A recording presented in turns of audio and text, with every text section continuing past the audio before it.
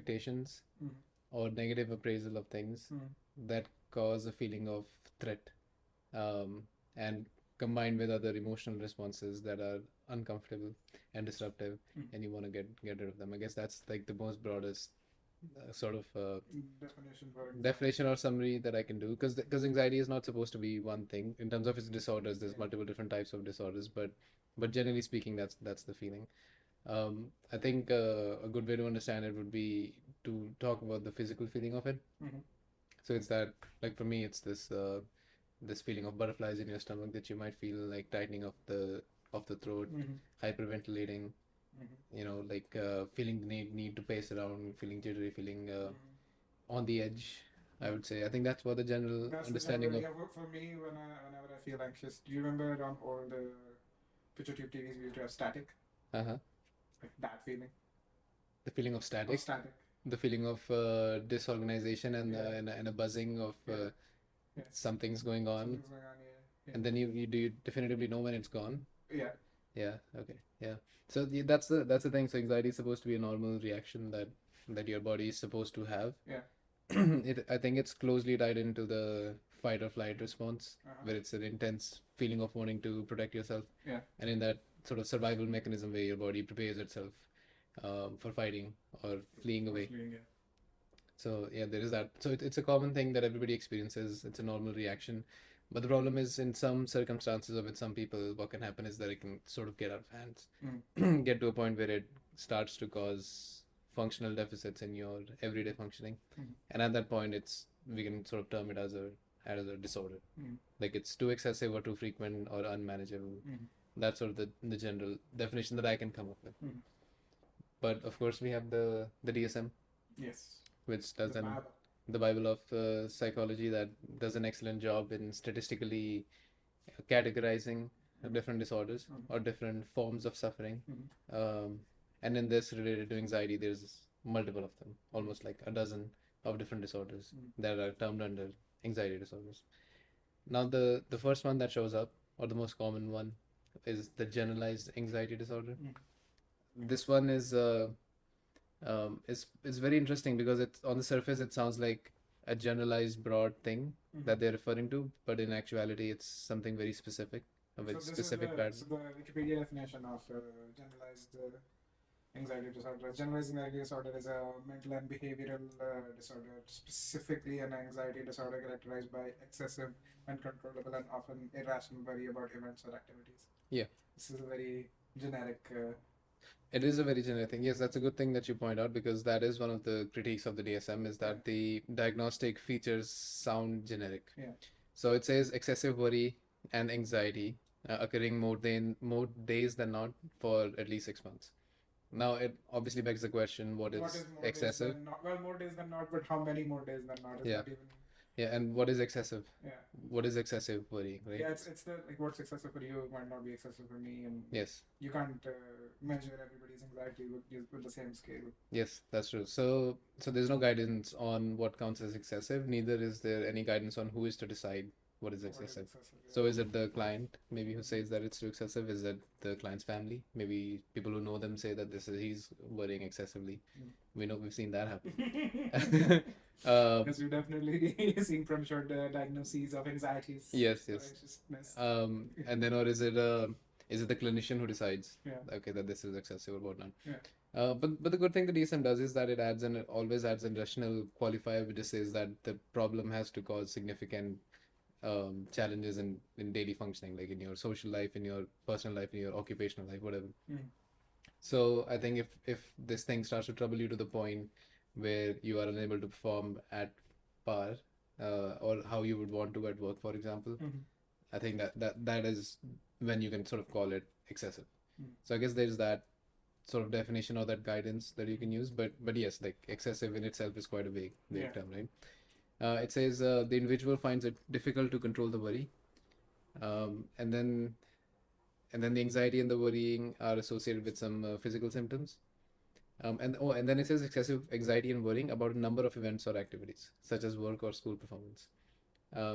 Once again, so number of events or activities, again, it's hard to tell. But usually somebody who has GAD tends to worry more about like interpersonal or family issues, health issues, finances, or minor day-to-day activities. So, what the distinction here is that they're not worrying about some sort of problem solving. So, let's say if you're working on a project. So, it's not about worrying about how to make that project perfect, although that can be a part of it. But generalized anxiety is Is more more, spiraling. it's more spiraling about your day-to-day life, right? Yeah. Like, okay, I haven't paid my credit card bill. Oh, okay. So from what you're saying is one of the central tenets of generalized anxiety is people don't look for the solution to the problem; they just wallow in the impossibility of solving a problem.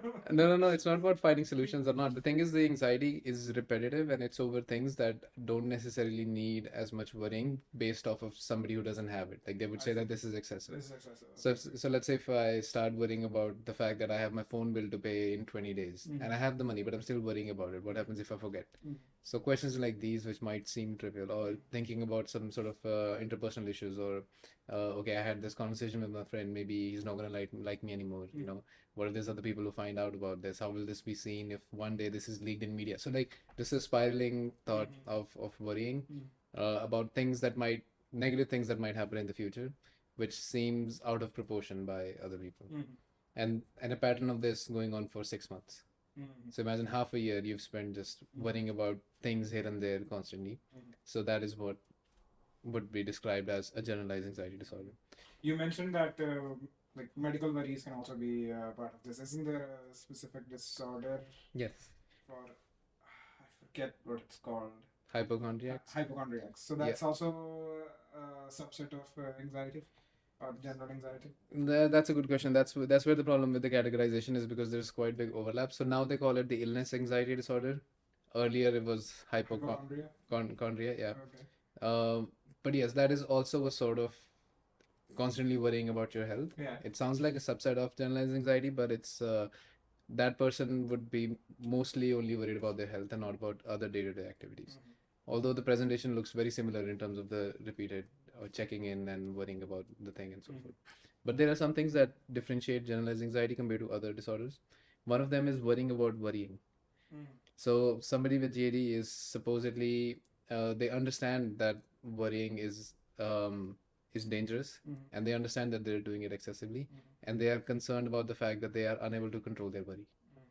So there is that meta anxiety component So to they're it. cognizant of their own Yes. anxiety. Yeah, there. I mean, there's this distinction. Like some people might not be so aware, but there are usually, if you do a factor analysis of what really specifically separates generalized anxiety disorder patients, it's the fact that they understand that, or they have negative ideas about worrying. Because some people can worry, but also have positive ideas about worry. That okay, worrying is good. It helps you solve problems and so on and so forth. But you can have somebody who thinks that worrying is a bad thing and I'm doing it too much. Well, we've used worrying, I would say, positively a lot. Like Yes. it's like say in school and Yeah, once again, it's all of these things. They're all natural human behaviors that have an adaptive function. yeah. It's only when they get out of hand Yeah. or are What's associated that with. been like for people? What like is there a pattern to what makes a worry get out of hand for people? Is there a commonality there for generalized anxiety people? 6 months of it. 6 months, just 6 months of it, and yes, you good. You have worried to the point that worrying itself is a problem now. I think the patients might realize this much before the 6 months. Yeah. It doesn't take that long for most people to realize that they might be worrying too often, or just noticing that pattern within themselves. It's not a concern. Other than the worrying, the other thing is great intolerance to uncertainty. So essentially, just also having this belief that uncertain things are bad. You should know the outcomes. Unexpected, if things happen unexpectedly, they're usually negative. So having these sorts of beliefs about uncertainty and then also being completely unable to cope with it at the same time. Of course, now if you have both these things, you would engage in a lot of checking behaviors. So let's say they're concerned about their academic achievements, so checking in again and again to see if they're doing fine or not. If they're concerned about some interpersonal issue, checking in on that person, that relationship, thinking about it again and again. So a lot of checking behaviors, a lot of reassurance seeking as well. So that sort of makes sense with the illness anxiety disorder side, going again and again to medical doctors just to ensure that they don't have a disease even though they've gotten the test results. If you order something on Amazon, checking the delivery status multiple times a day. Yes, yeah, that would be like a form of seeking reassurance. Or if you had a fight with your girlfriend, let's say, and then you're just calling in 5 times the next day to make sure everything's Just okay. texting somebody 50 So those people aren't crazy; they're just anxious. They're just anxious. Yes. Yeah. Okay. Yeah. And then, of course, if you have all of these things, you have problems in decision making because if you can find 100 ways something can go wrong, you will have problems coming up with a decision about Yeah. your whatever you're deciding on. Right? So Now there it are leads to like sort of this decision paralysis as well, where your seemingly insurmountable problem has so many solutions you can't pick a solution. yeah, or every solution has some pros, some cons, but but because you worry or you analyze that thing to death, Yeah. you might just be stuck between the It two definitely things. sounds like somebody I know. Yes, I know. Yes. Now you also have some somatic symptoms. Okay. So there's a list of somatic symptoms that need to be associated with this thing. So those include like being easily fatigued, restlessness, irritability, sleep disturbances, muscle tension, difficulty concentrating, so on and so forth. But out of this list, restlessness or feeling keyed up or on edge, that one is specific to generalized anxiety disorder. That one does not show up in other disorders. Like sleep disturbances, irritability, you'll see that in depressive disorders as well. What do you mean by keyed up? Like as in ready to blow that Yeah. sort of okay. Yeah, that's what it means. Okay. Yeah, so restlessness or feeling like you're about to just topple over or things are about to get Like out of you're your just about control. to unfurl, just Yes. full crying for hours sort of a thing. Yeah, or could be anything. Yeah. It's you don't know what it is, but you Yeah. feel like you're on the edge. Yeah. You're just keyed up. Okay. And the other one is muscle tension, which is strange because it doesn't sound very specific to a particular disorder. Many other stressors will cause muscle tension, but apparently, if GAD is the only one where muscle tension is in the DSM diagnostic criteria. So this is usually represented with like muscle tension. This one's usually around the neck, Okay. up above on the trapezoid muscle. Literally carrying your anxiety. Sort of carrying that weight, yeah, feeling heavy, headaches, all of these things sort of come from there. But then like stress also causes muscle tension. Yeah, that's interesting that it like generally it's seen that in anxiety disorder patients have like specifically tension Yeah, in your neck. in your Yeah, neck. that's where this is the first muscle that gets tensed up with the regular stress in general. Could this be connected to fight or flight? I mean, if you're running away or if you're fighting anything, you'd want your head to be stable or less movementy, I guess. Yeah, maybe. Or the other thing is maybe all muscle systems are affected, but this one hurts the most because it compresses the blood flow to your brain. Oh, okay. So it causes the dizziness and the headaches and those shooting pains and whatnot. So maybe that's why. But usually, that thing. Usually, if somebody's stressed from work, it also has to do a little bit with the posture because most people work on their computers and on their desks. So this Very, this gets very this gets tied up. yeah. But I guess if you're always in that fight or flight, like all muscle, the tonicity is up Yeah. at all times. So it's sort of ready to go. Now the interesting thing here is that the DSM says this. It says in some cultural contexts, somatic symptoms predominate the expression of the disorder, whereas cultural context, cognitive symptoms tend to, in other cultural contexts, cognitive symptoms tend to dominate. So what this means is that, so you have the psychological markers, right? The worrying, all of those things. You're saying that these can be culturally biased? Yeah. Interesting. So there is the list of excessive worrying, anxiety, difficult to control the worry, anxiety persists, or whatever, right? And then you also have the somatic markers, the muscle tension, feeling keyed up, irritability, difficulty falling asleep, fatigue, whatever. So what ends up happening is that in the Western context or in the Western world, the psychological symptoms are mostly reported. But if you go to the East, and this involves like China, Southeast Asia, India, Nepal, all that entire belt, you will see that the somatic symptoms are mostly what the concerns are. So the muscle tension, the headaches, the fatigue, yeah. And now, What do you think that might be? yeah, and also it's not a little bit of a difference. It's huge. Like it's like 2%, 0.2% to 1.8. Like that's what the difference is. Okay. And let's say in like unable to relax. So in the Western side, like unable to relax, fear of the worst happening, terrified, nervous, fear of losing control, and scared. All of these are much more highly reported than in the West compared to the East. And then if you look at the physical symptoms, so numbness or tingling, feeling hot, wobbliness in legs, dizziness, lightheaded, unsteady, feelings of choking, hands trembling, difficulty breathing, sweating. All of these are reported much higher in Nepal. This study is from Nepal. The only psychological sort of factor that's flipped is fear of dying, which is higher in the Eastern context than the other one, which sort of makes sense because if all your symptoms are physical, you would You'd you would you'd feel like there's something wrong with your body physically, not something that's wrong with you wrong with your mentally. mind. Yeah.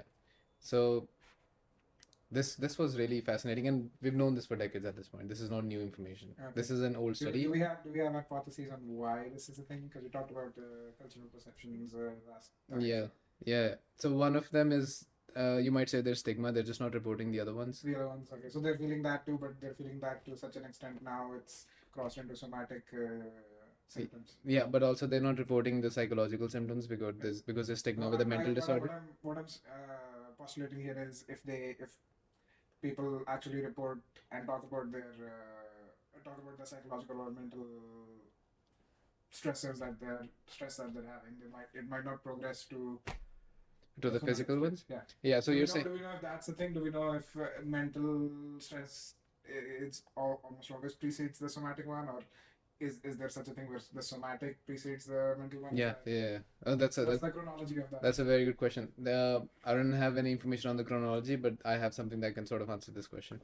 So, so one of the ideas is that it's stigma. They have the mental symptoms, but they're just not reporting it. Yeah. But the thing is, this data is from psychiatric facilities, so it doesn't possibly make sense that they're walking into a psychiatrist's office and not talking about their mind. The other one is that maybe in these places there's less emphasis on introspection, so they're just not told to think about their mind. Some cultures they have this idea that the mind is a black box. You can't really know what's inside, so it's very behavior focused. What you're doing, what you aren't doing. So maybe the emotions are just hard to articulate because they've just not learned that vocabulary. Might not have the vocabulary for it. Right? But then the more interesting one is that they might have different semantic frameworks for affect. So the cultural conceptualization of health maybe does not make the mind-body distinction. Yeah. It just sees you as one thing. Yeah. Mind and body combined. So because of that, you grow up in this world where if you don't conceptualize that distinction, you don't feel it. Yes, I see that. But the other thing, and this, you might have also noticed this in our culture specifically, is whenever people talk about like, mental disorders, or just say as an individual, I'm not. I am somewhat mentally disturbed. I will not articulate that in terms of being mentally disturbed. I will articulate that in terms of, hey, there is something physically wrong with me. Yeah. As in, my heart is sinking, or Yep. there's an empty sinking feeling. Yeah, you make a physical connection. You make a physical connection based off of, like that's backed by a feeling. Yes. You can't just say that it's a feeling because you don't really know. No, yeah. Also, you might know that might not be validated because again, it's the more stigma perspective. Brush it off as, yeah.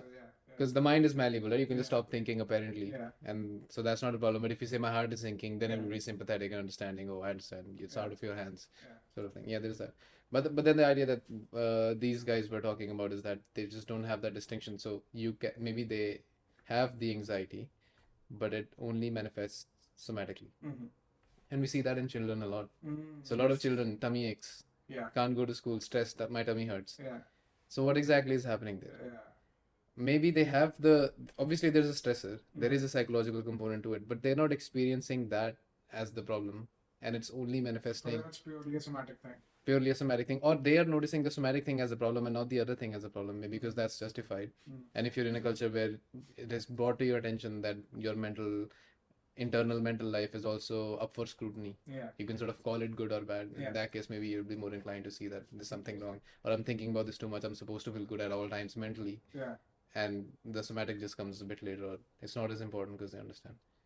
So but actually if you look at the total number of people in the world, this psychologized pattern of generalized anxiety disorder with the worrying and uncertainty, blah blah, that's more like the outlier. Okay.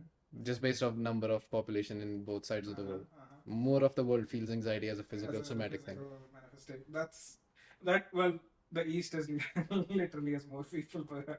Of course, that's the thing, right? So one of the sort of critiques of psychology in general is that a lot of it is based off of a small narrow data set of university students, or middle class white Western, educated, democratic people, Yeah, and the rest of the world sort of gets ignored. yeah. And then this information is taken as applicable or generalizable to the whole world, and then Yeah. they sort of run with it, and that causes problems. Mhm.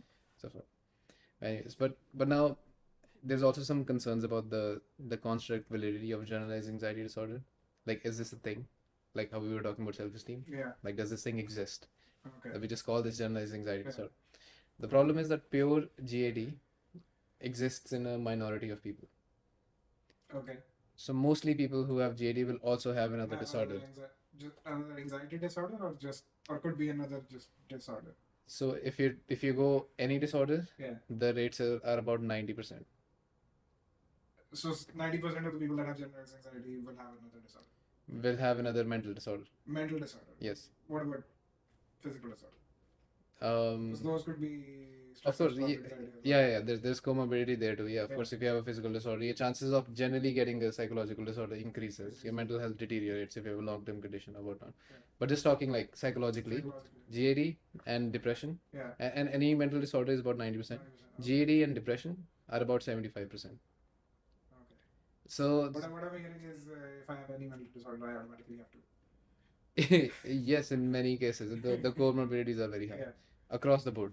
Okay. But sort of what the DSM is, it's a statistical technique. Yeah. So they're just looking at things that can be separated out as a particular disorder and call them out. But usually there's a huge overlap in what people are presenting with. Okay. So anxiety and depression, 75% comorbidity. So now are these even not anxiety, generalized anxiety and major depression, about 75% overlap. So now are these like two distinct things? Or is it Just one one thing spectrum, that we're calling two separate two things? separate things. Yeah. Yeah, right. Okay.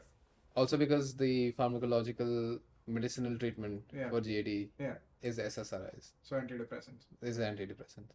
Yes. Interesting. That's the first line of treatment for almost all anxiety disorders, actually. Okay. So you see how the words that we've given them, Yeah. anxiety and depression, Yeah. are not necessarily, these aren't like objects. These are statistical understandings that we've made and ascribed a word to them. Yeah. And all the associated features you just build up as you grow up. But neurobiologically speaking, there seems to be a common underlying. It's all serotonin. It's all serotonin. No, there's Obvious there's a common global functional deficit or disorder that gives rise to these different forms of sort of presentation. So the neurological basis of all these anxiety disorders at least might be the same. No, it's not the same. Like of course, like PTSD under the MRI. Not exactly. I'm not saying like identical. I'm saying, there is. Serotonin generally helps. Like it helps stabilize your worldview, stabilize your structure. Also, it works in about 50% of the people. So again, we can't say that, but 50% is a very good number if you have a mental disorder.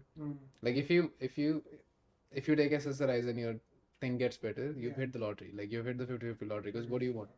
Not to get better with medication. What's the like? There isn't a viable second level to SSRIs, is there? Psychotherapy. Uh, Yes. Talking about viable. Wow. Yeah. So you have SSRIs, you have tricyclic antidepressants. Okay. There's a few different classes, and then you have there are anti-anxiety medications, which are like the benzodiazepines of the world. But though that's not, I wouldn't really call that viable because that just Yeah, that it takes just you down takes for you a down. It just yeah. shuts parts of your brain off. Therefore short-term use only. Yeah. There's alcohol. It's an amazing anxiety medication. It is though. I would say that's also an extremely short term use Yes. at best. At best, yeah. Terrible consequences. It only increases it in the long term. Yeah. But that's another example, right? Like they can really. So I think alcohol works on the GABA receptor. So if you have more GABA, there's this thing called GABA rice. Rice. Yeah, there's a particular rice. Yeah, it has more GABA in there. That helps. So there's other medications too, but essentially in the East we eat a lot of rice, so I mean that's why we're not as anxious. Impressive. maybe certain carbohydrates help. But sugar obviously has to help. Just anything over that. Well, actually, sugar should make your anxiety worse because you don't want that energy in you. Or it'll just make you more. More jittery. Yeah, like caffeine is bad for anxiety, for example. Makes sense. Makes you more jittery. Yeah. A lot of people it causes panic attacks. If you have people with panic disorder, high anxiety, stage fright, they don't drink coffee before the thing. Yeah. So obviously people want us to move away from a categorical approach to a more dimensional approach, Mm. to see it as a spectrum or a dimension, Mhm. add to it. Mm. Maybe one of the suggestions for the DSM-5, which I read somewhere, was to include GAD in the depressive disorders category instead of anxiety disorders category, which would have been a real blow to the face and made all the postmodernists really happy to see how truth is anything and words don't have any inherent meaning. They're all socially constructed. That would have been great. Yes, taking generalized anxiety disorder out of anxiety disorders Would have been hilarious. hilarious. Would have been hilarious. Yes. No, Yeah. that would have been so clickbaity, bro. All the morning shows would have been talking about that. And I think it's bad PR. It's very bad PR. It's bad PR if you're like, you know what, this very common disorder. Yeah. It's not even in the same category anymore. You know? Yeah. Or maybe the other suggestion is to see it as a vulnerability rather than a diagnosis. So maybe if you're like, If you have this disorder, you're vulnerable to other disorders that are in this subclass. mm-hmm. Well, like rumination is serves as a very nice transdiagnostic marker for a lot of disorders. Rumination? Rumination, if you have the tendency to ruminate, Interesting. which sounds a lot like worrying. Well, I wouldn't call it that specifically, but that's just my experience. What do you mean? Rumination. Well, you can ruminate about anything. You don't. It doesn't have to be worry-inducing.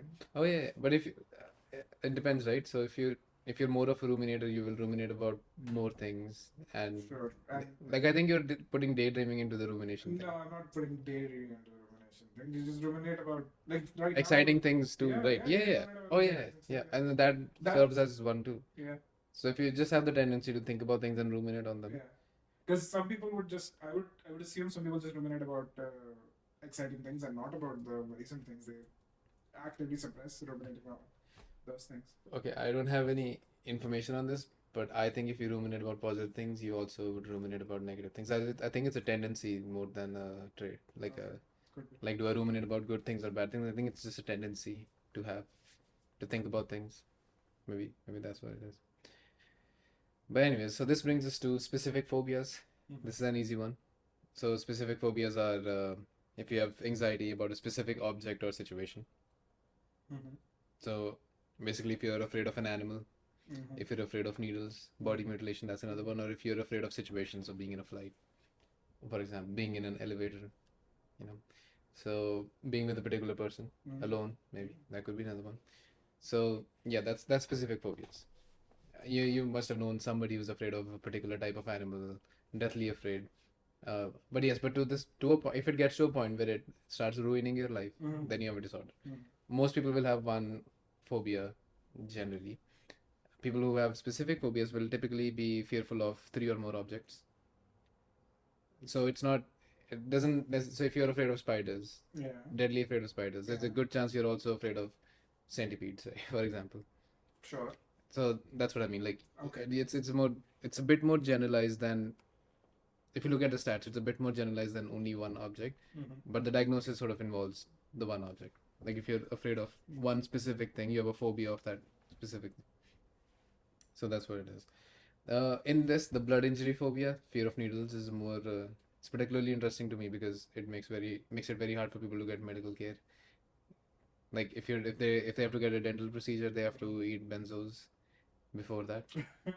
Yeah, that's what benzos are for. That's what I mean by like short-term I see. treatment. I see. Yeah, Okay. yeah, It's like it's very acute. You have it once and that's it. yeah. And then imagine, God forbid, you get like a serious disorder where you have to be in the hospital for a while and get the Yeah. IV and whatnot. It makes it very hard for people to. Oh, so then yeah, if that's interesting, if that happens, like say you do get a serious disorder where you have to be in the hospital for months, then you might also start exhibiting addictive behavior With the benzos, with the benzos. probably. Benzos are highly addictive. Yeah. They are. So that's one. It's kind of like the opioid thing, the way it starts, right? I'm sure there's people who get prescribed benzos for temporary basis and then Oh no, get that's, it yeah, that's how the opioid crisis technically technically started. It was Yeah. the over prescription of opioid based. These drugs that feel amazing Yeah. take care of all your Yeah. pain. But people were being prescribed these things for simple Back pains back and pains injuries and whatnot. yeah. Yeah. I mean, sure, if they need it, but I mean, the doctors were getting paid. Yeah. It worked out great for It them. was great for they built their summer houses. Yeah, the world is a better place now. Okay, so specific phobias, not that interesting. What's interesting is the treatment. is that it's one of the most clinically validated treatments that we have for any sort of disorder. Exposure therapy? Just simple exposure. You can do multiple ways to do exposure therapy. I Yeah. can make you imagine that thing. I can sort of bring it in here to make you touch it, or you can do it in vivo, which works the best, which is where you actually face the feared situation object in real life. But essentially, anytime you sort of voluntarily expose yourself to the thing that you're afraid of, the fear goes away. Sounds sort of intuitive, right? But yeah, this one shows about like 80 to 90% success rate in clinical studies. So if you walk in with like I'm deathly afraid of heights and I put a VR headset on you and you start to walk on that thing, and we train you through that thing, go through the process, there's a very high chance that you will say that. Do you have numbers of if people relapse? I don't have numbers of people who relapse, but I have other numbers which are just as troubling Okay. with this whole thing. But here's the interesting thing about the exposure therapy is that the treatment generalizes. So if you were afraid of, let's say, a spider, and you are able to deal with that, maybe you go home, or maybe you go to your work next day and you can finally confront your boss about that pay raise that you wanted. So it generalizes from like situations to objects to thing like clinically tested, but it also generally increases people's ability to confront things that they're afraid of. So that is the interesting part, which is why if I give you benzos and I start exposing you to whatever you fear, it's not gonna work. Exposure therapy doesn't work if you're on benzos. It only works when you have the fear in you and you confront that thing voluntarily, or sort of you become. So you actively have to try to rejigger that pathway. Yeah, or the other way to understand it is that it's not the exposure to the object, it's the exposure to the anxiety that's important. Okay. So you're learning to be exposed to. So courage, the way they describe courage, operationalize it, is that the propensity to confront something that produces negative emotions or reversive reactions in you. So you know this is making me feel weird, but I'm gonna still approach it. That is courage. So training that supposedly helps across the board. Interesting. And in some ways, all form of therapies have that component within them. So no therapy works if you're being forced to take it. That's sort of like a precondition is that you want to get better. Get better or have to have that. Has to be a component of your therapy. Yeah. You wanting to get better is very important. Yeah. And then all therapy sort of forces you to confront things that you haven't talked about. Like very surface level, I'm talking here, but essentially if you confront things you haven't thought about, or you're forced to talk about things or analyze things that you sort of have been running away, that helps you, makes you feel stronger. Of course, you have the more extreme, like the existentialists would say, you really want to confront your mortality and have that conversation. That's what's causing all of your fears. So there's a range, but like in some ways, every sort of experience or exercise in which you're trying to understand more about yourself has to do with something about confrontation with your fears. But interestingly, they did this very wide scale study, the WHO World Mental Health Survey. 24 countries, 100,000 people. And then they saw that if you look at the number of professionals you have to see before somebody said that the treatment was perceived as helpful. So at one professional, it's about 23% people say that it was helpful. The treatment was helpful. Okay. At two professionals, it's at 32%. And then it goes to like 21. So cumulatively speaking, you have to visit about 9 different professionals to get a 93%, 85% success rate. So you're really, really, really supposed to be seeking multiple diagnoses and multiple different. Yeah. So first professional is about 23%, two professionals is about 48% combined, which isn't that bad, by the way. 50 again, SSRIs work 50% of the time. 50% of the people getting better for two professionals is not that bad. But yeah, after that it sort of like gets harder.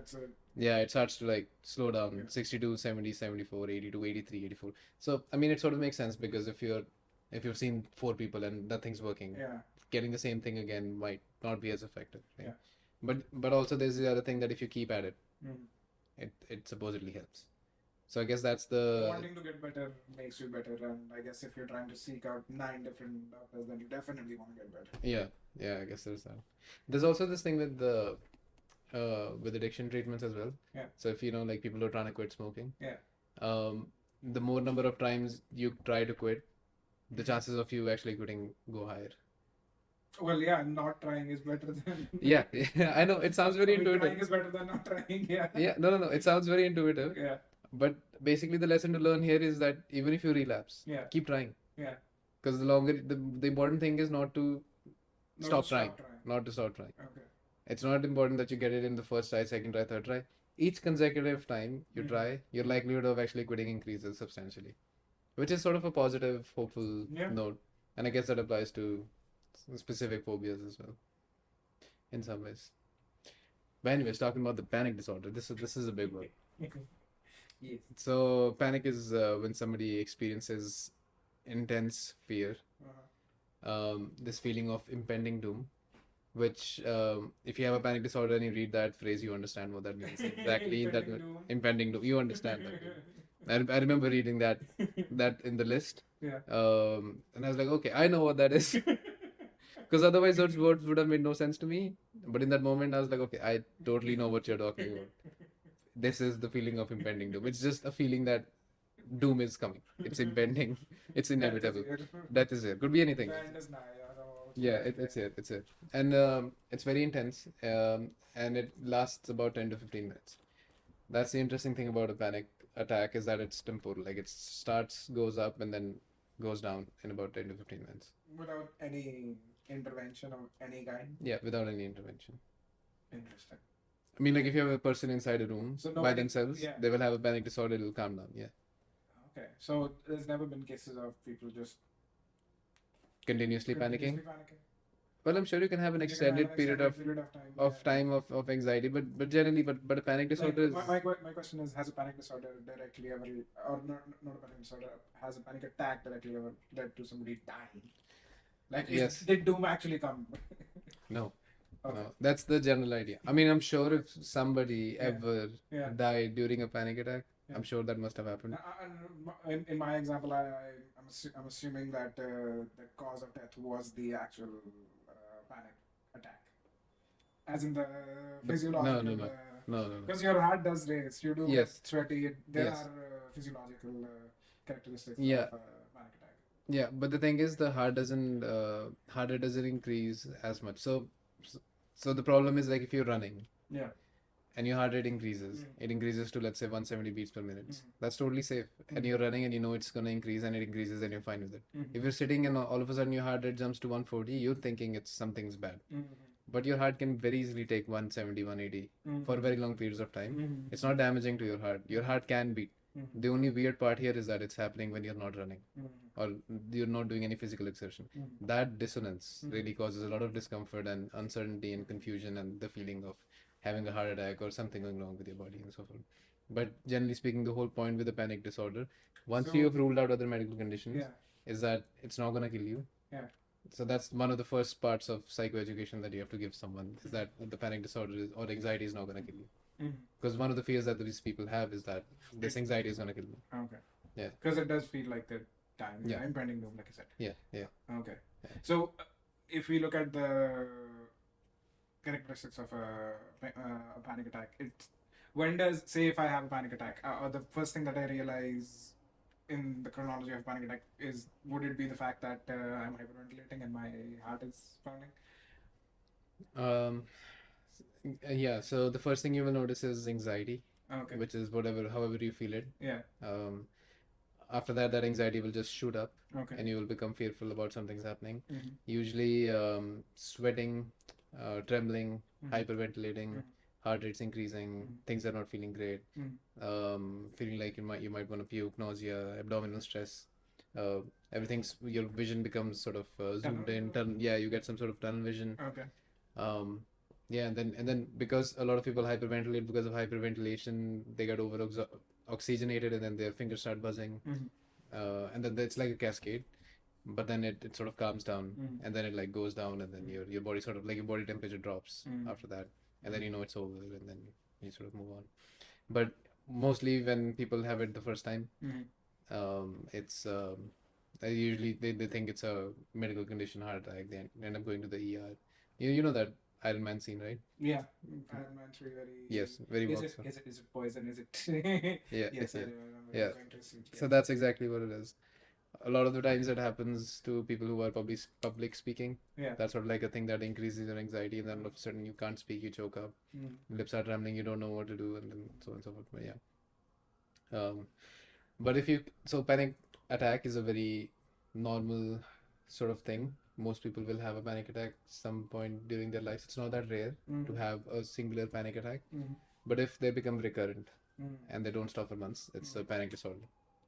6 months again, or is there a different criteria? Let's see. 3 months maybe. It says at least one of the attacks has been followed by 1 month or more of persistent concern. Yeah, I don't know. I don't know. It doesn't say here. But yeah, no, I don't think it's 6 months. Okay. That's it.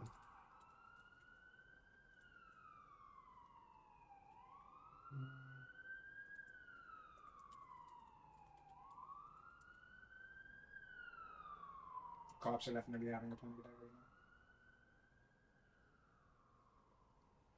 now. Okay, it just says the panic attacks are frequent and unexpected. But the other thing is that in a month you need to have at least one panic attack followed by a month or more of continuous concern about having more attacks. Not actually having attacks, just the concern of it. Even if you have the concern, Okay. that specifies for it. Okay. Because the concern is taking over your life. Okay. But if you're just having frequent attacks, then also you have a panic disorder. Mhm. But that's the interesting thing about panic disorder is that the panic disorder itself usually isn't the problem because the panic doesn't kill you. It's the fear of having a panic attack that becomes the bigger problem. So that's agoraphobia, is when people are afraid to leave their homes, afraid to go to places, afraid to travel alone because they fear having a panic attack. Now, panic disorder and agoraphobia used to be the same thing in DSM-4, and then they sort of differentiated agoraphobia into its own thing. Okay. Because so you can have agoraphobia without having a panic disorder? Yeah, that's the interesting thing. Because they sort of figured out that agoraphobia isn't the fear of having a panic attack. Okay. Agoraphobia is the fear of making a fool out of yourself in a public situation. Well, that could be because you had a panic attack. Yes. It's mostly because of a panic disorder. It's usually like the same thing, overlapping thing. But agoraphobia was understood as somebody has a fear of having a panic attack. But if you really think about it, if I am afraid of having a panic attack, I would want to be around more people. So that if something happens to me, there's people around me, or so on and so forth. But if you're ashamed of it, then you don't want to do it. Right? yes, so it's like I might die, and B, I might make a fool out of myself doing this whole thing, this whole shebang. So that is agoraphobia. So it's the fear of situations, public places, fear of being in a place from where you cannot escape. That's a better definition than simply public places, but it's a place where you can't escape, where you have to stay in this line at the bank for the next 30 minutes, and if you have a panic attack, everything is ruined. Makes you think about the panic attack more, focuses more attention. Then it's a cascading thing. Then it's a loop. Yeah. So the treatment for panic disorders also is usually exposure, but introspective exposure.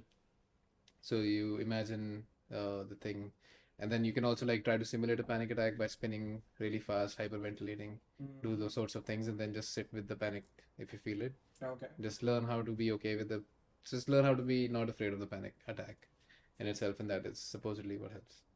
Again, sort of makes sense, but then how often does that actually happen? Is this still the same statistic? Is it like 75, 90? I don't have the statistic, but it's also with exposure therapy, like it's supposed to work really well.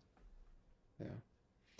The interesting thing is like mindfulness is supposed to help with anxiety concerns, specifically somatic ones, because then you can like see your some feelings as they are non-judgmentally. But then one of the concerns with introspection through mindfulness is that in some cases it causes a panic attack, because panic attacks usually occur due to a catastrophic misinterpretation of bodily sensations. That's the term that they use. I think it describes it very well. So it's just a catastrophic misinterpretation of a bodily sensation. Okay. Yeah, you have something hyperventilating, something's and else, then, something and then you just spiral through it. spiral through it.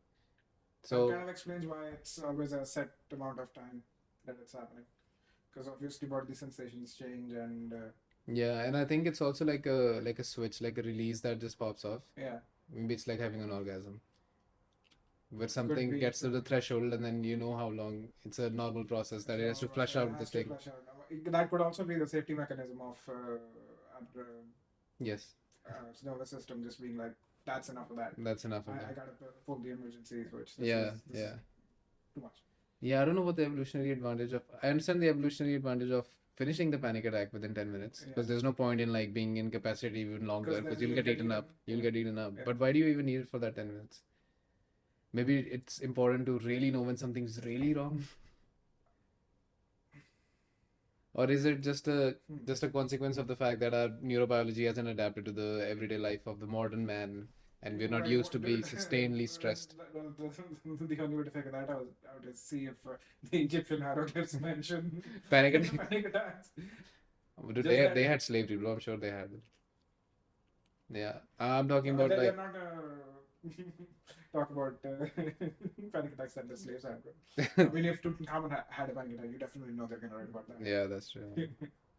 Not cool. Yeah, but because the usual idea is that the anxiety reactions are there for example, you're a hunter forager, you're in the jungle, you see a saber tooth, and then you feel that mark Yeah, fear, but anxiety that's within you. fight and flight.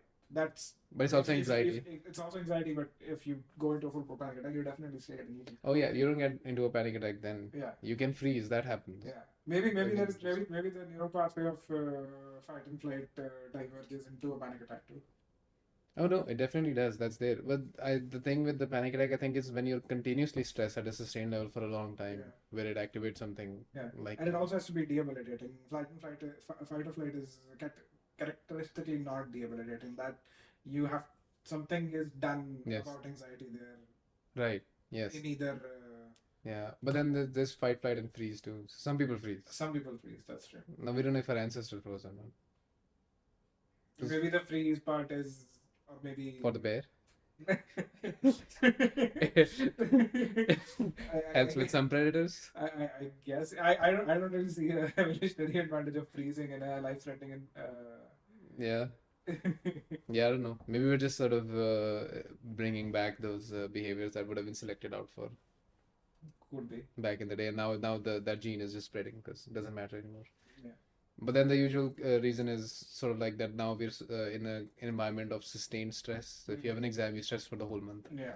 If you're given the exam and the results are coming out Yeah. 2 weeks, you're stressed for that whole Because 2 weeks. because now life has just become going from one achievement to the next to the next to the next to the next. Yeah. You always and that's supposedly a good thing. Setting goals for yourself and achieving them is supposed to be good for your mental health. Yes. In the Western world, That's true. which focuses on self-actualization, Yes. actualizing your potential with high self-esteem. Mm. Uh, Maybe that's how the Western world deals with its modern anxieties. Yes, that is one of the ways that you deal with your mortality Yeah. and so forth. Yeah. Yeah. Traditionally, the East had more of a go inwards sort of idea. But yeah, there's that. But it's good that you brought up the cultural thing because the last thing I want to talk about is social anxiety disorder. Mhm. And look at this beautiful slide, bro. Oh my god. So it talks about social anxiety is You gotta show that slide to the. I'll overlay it in the thing. But social anxiety has if you think about historically how this thing came into being, it capitalism and this modern society has a huge part of it. So where there is this emphasis on being confident and making deals, and going out, things that are appreciated, that sort of put somebody who's socially anxious or wants to be by themselves in a negative light. Yeah, you already started the world by being on the back foot as being a more socially anxious person. Yeah. It's sort of overlapping with introversion. Yeah. But I don't really know what the overlaps are or what really the distinction is, but it seems like a related concept in some ways. But then it also has this whole thing about like, are you just shy or are you socially anxious? Because that's another place where it sort of overlaps. And generally speaking, it's always being socially anxious is just seen as a negative thing. So that just sort of shows a lot about the cultural construction of these disorders, which might just be a regular normative curve behavior, and now one side of the curve is put into the disordered category because society would want to function in a certain way. So hold on, introversion is sometimes characterized as a disorder, but extroversion is not. Interestingly, extroversion, like we were talking about, in itself just means more positive emotion. Yeah. Introversion means less positive emotion. Sure. Doesn't mean more negative emotion. Just Just less positive emotion. Yeah, it breaks down into that. So It's, Being an introvert, I definitely point at the extroverts and call them crazy. yeah, for you that might be crazy. Yeah, there could be that. But then there's also this cultural polarity with social anxiety, which I see through this slide, which is very fascinating. So one side you have Raj from The Big Bang Theory, or more like Leonard, who's a bit socially anxious, and it's this cute, cuddly guy, this introverted geek guy. And the other side you have the Joker, which is also socially isolated by himself, and is this basically the school shooter person. Is always like, okay, he's by himself. This is dangerous. He doesn't have friends. But then he comes consistently daydreams about being interviewed by this celebrity on TV. Who? Have you not seen the Joker? Oh, the Joker. Yeah. Right. That's who he kills at the end of the movie, right? Yeah. But what does that have to do with the construct? His antisocial behavior is. Oh, right. Yeah. So that's sort of the polarity, right? We don't really know how to deal with it because in some ways it's this cute cuddly thing, and in the other ways it's you have to eradicate social isolation by all means because it breeds extremism, psychopathy, extremism, all those sorts of things. No, I was assuming not by itself. I think for psychopathy or extreme behavior, I would say poverty is a very very close second, if not more of a indicator of psychopathy. Poverty? Yeah. What kind of psychopathy? Are you talking about personality and conduct disorders? Specifically antisocial. Like conduct disorders? Yeah. Might be because once again it's about who determines the rules of the society. So it's a conduct disorder based off of who.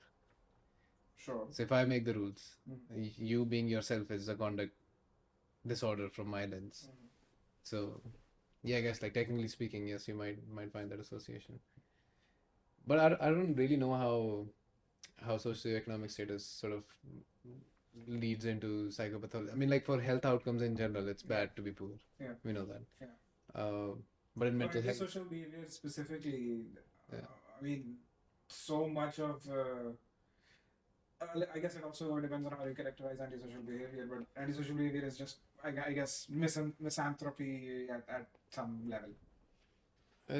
Yeah, maybe it's that. Maybe it's lack of regard for other people. Maybe it's an inflated self-concept, self-esteem. Could be a lot of things.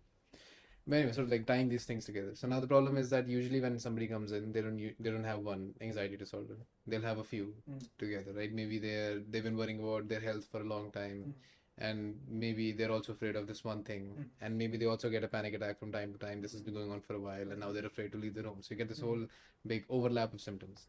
So if you start taking each disorder separately and start treating that thing, it's usually not a very effective strategy because now you have to sort of go through this huge plan and this huge program, and then also training clinicians to work with a variety of disorders with discriminate and discrete treatments increases the trainer's burden quite a lot. Increases the trainer's burden, increases the burden on the system itself, and then just the financial cost of treating every single disorder or the symptom of a disorder that you might have. Yeah, and you get high dropout rates. People don't adhere to it. They drop out because of fear. Because if say I was a patient with generalized anxiety and so many things that are seemingly wrong with me, and you try to fix every single thing individually, I would feel like I'm cornered. Like I've been told that hey, everything you're doing is wrong because see all these wrong things that you're doing. Yes, that's the thing with the labeling, the diagnosis that you have 5 things wrong with you.